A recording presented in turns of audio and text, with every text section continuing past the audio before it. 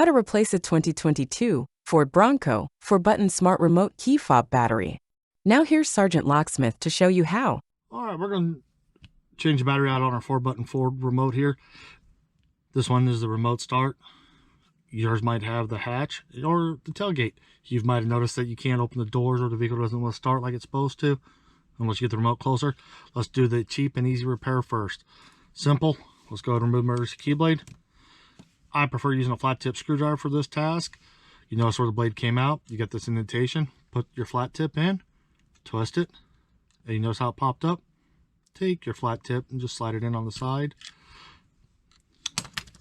The cover came off. Sometimes it wants to be a little stubborn. Be careful, because you do have this little tab right here.